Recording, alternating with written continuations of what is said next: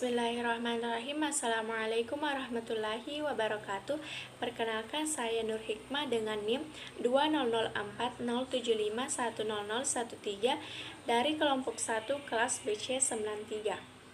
Pada kesempatan kali ini, saya akan menjelaskan materi mengenai pengertian dari semantik. Nah, apa sih itu semantik?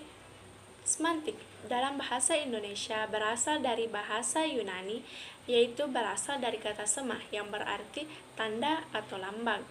Kata kerjanya ada semenio, semeino yang berarti menandai atau melambangkan. Nah, yang dimaksud dengan kata tanda atau lambang di sini adalah tanda-tanda linguistik. Jadi, dapat diartikan bahwa semantik adalah cabang linguistik yang mempelajari makna atau arti yang terkandung dalam bahasa, kode, atau jenis lain dari representasi. Dengan kata lain, semantik adalah studi tentang makna. Nah, semantik biasanya berhubungan dengan dua aspek lain seperti sintaks, yaitu pembentukan simbol kompleks dari simbol yang lebih sederhana, dan pragmatis, yaitu penggunaan praktis simbol oleh rakyat dalam konteks tertentu.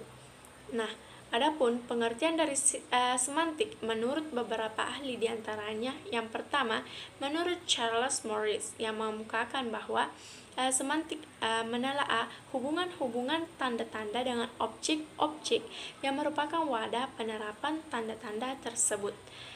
Sedangkan menurut Lehrer pada tahun 1974 mengemukakan bahwa semantik adalah studi tentang makna.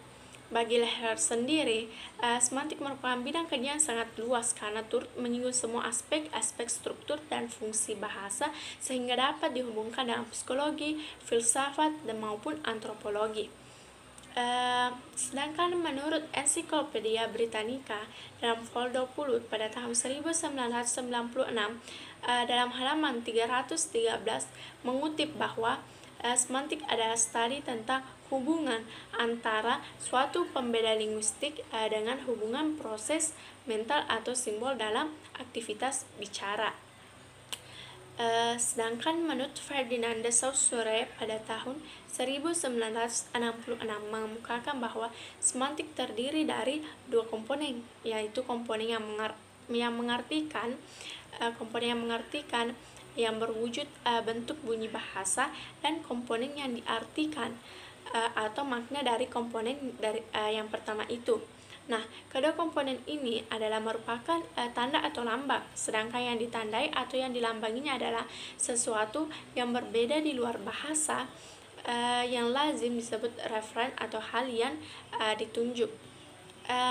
Terakhir, menurut Tarigan pada tahun 1985 mengatakan bahwa semantik dapat dipakai dalam pengertian luas dan dalam pengertian sempit. Semantik dalam arti sempit dapat diartikan sebagai telaah hubungan tanda dengan objek-objek yang merupakan wadah penerapan tanda-tanda tersebut.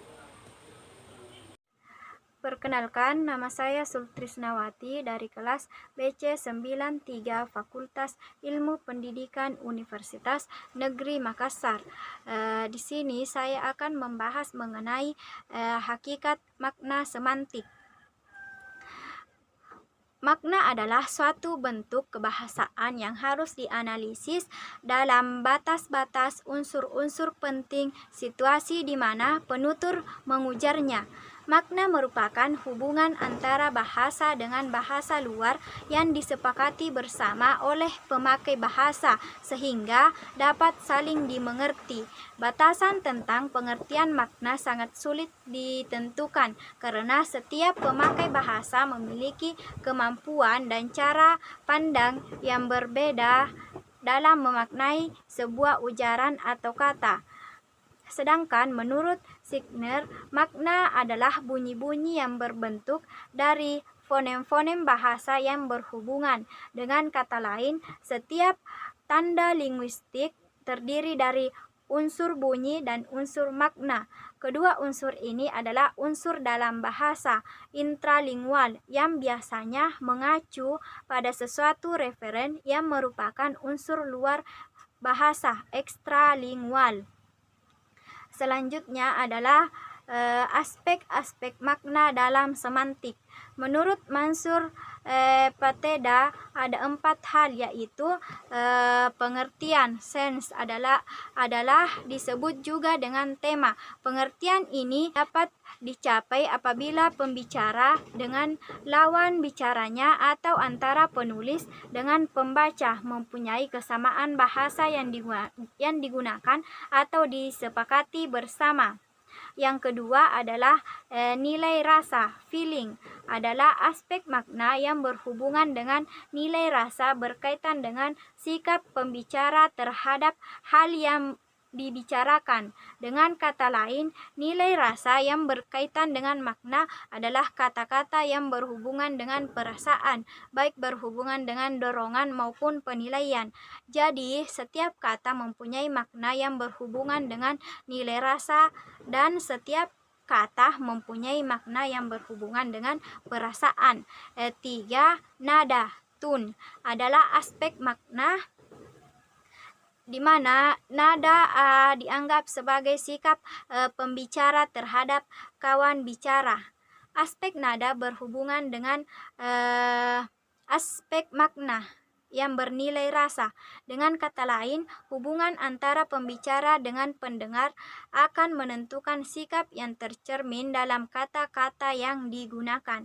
Yang keempat, maksud.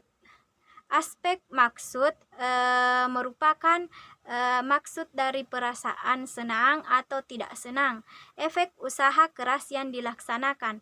Maksud yang diinginkan dapat bersifat deklarasi, imperatif, narasi, pedagogis, persuasif, rekreasi, atau politik. Assalamualaikum warahmatullahi wabarakatuh.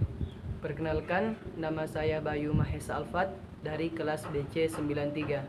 Pada kesempatan kali ini, saya akan menjelaskan mengenai perkembangan pemerolehan semantik dan juga jenis-jenis semantik. Untuk itu, langsung saja kita menuju ke pembahasan. Perkembangan pemerolehan semantik. Clark pada tahun 1977 secara umum menyimpulkan perkembangan pemerolehan semantik ini ke dalam 4 tahap, yaitu 1. Tahap penyempitan makna kata. Tahap ini berlangsung antara umur 1 sampai 1,5 tahun. Pada tahap ini, kanak-kanak menganggap satu benda tertentu yang dicakup oleh satu makna menjadi nama dari benda itu. Jadi, yang disebut meong hanyalah kucing yang dipelihara di rumah saja. Begitu juga guguk, hanyalah anjing yang ada di rumah saja, tidak termasuk yang berada di luar rumah si anak. Yang kedua, tahap generalisasi berlebihan. Tahap ini berlangsung antara usia 1,5 tahun sampai 2,5 tahun. Pada tahap ini, kanak-kanak mulai menggeneralisasikan makna suatu kata secara berlebihan. Jadi, yang dimaksud dengan anjing atau guguk dan kucing atau meong adalah semua binatang yang berkaki 4 termasuk kambing dan kerbau. Yang ketiga, tahap medan semantik. Tahap ini berlangsung antara usia 2,5 tahun sampai 5 tahun. Pada tahap ini, kanak-kanak mulai mengelompokkan kata-kata berkaitan dengan satu medan semantik. Yang keempat atau yang terakhir ialah tahap generalisasi. Tahap ini berlangsung setelah kanak-kanak berusia 5 tahun.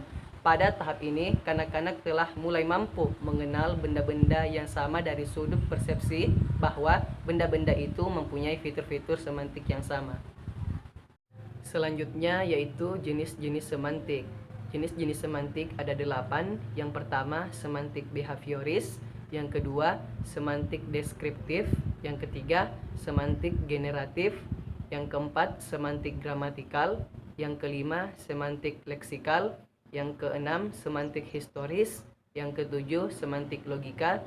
Dan yang terakhir ialah semantik struktural. Dari ke-8 jenis-jenis semantik ini, saya akan menjelaskan 5 diantaranya. Yang pertama yaitu semantik behavioris. Makna ini ditentukan oleh situasi yang berarti ditentukan oleh lingkungan. Karena itu, makna hanya dapat dipahami jika ada data yang dapat diamati yang berada dalam lingkungan pengalaman manusia. Yang kedua yaitu semantik deskriptif. Semantik deskriptif adalah kajian semantik yang khusus memperlihatkan makna yang sekarang berlaku. Makna kata ketika kata itu pertama kali muncul dan tidak diperhatikan. Yang ketiga yaitu semantik generatif. Semantik generatif adalah aliran transformasi generatif yang menganggap komponen semantik sebagai dasar penurunan struktur sintaktis. Yang keempat, semantik gramatikal. Semantik gramatikal adalah studi semantik yang khususnya mengkaji makna yang terdapat dalam satuan kalimat. Verhaar mengatakan semantik gramatikal jauh lebih sulit dianalisis. Untuk menganalisis kalimat masih duduk, kakak sudah tidur tidak hanya ditafsirkan dari kata-kata yang menyusunnya. Yang terakhir ialah semantik leksikal. Semantik leksikal adalah kajian semantik yang lebih memuaskan pada pembahasan sistem makna yang terdapat dalam kata.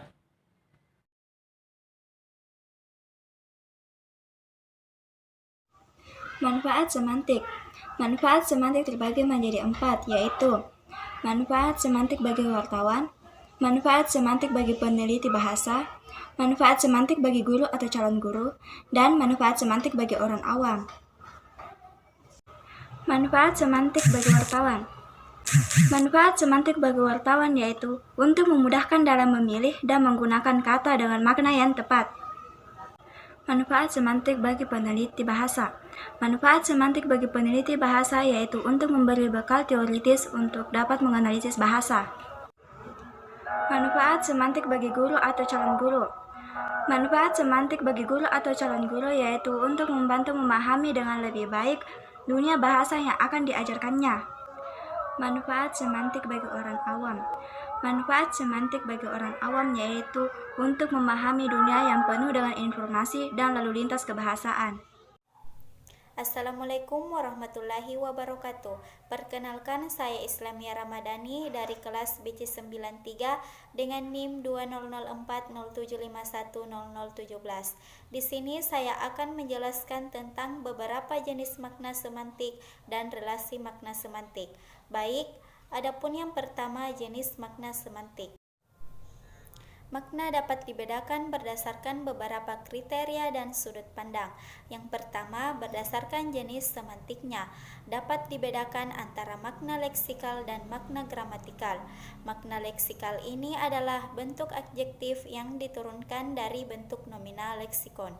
Dan yang kedua, berdasarkan ada atau tidaknya referen pada sebuah kata atau leksem. Dapat dibedakan adanya makna referensial dan makna non-referensial. Selanjutnya, relasi makna semantik. Yang pertama, sinonimi.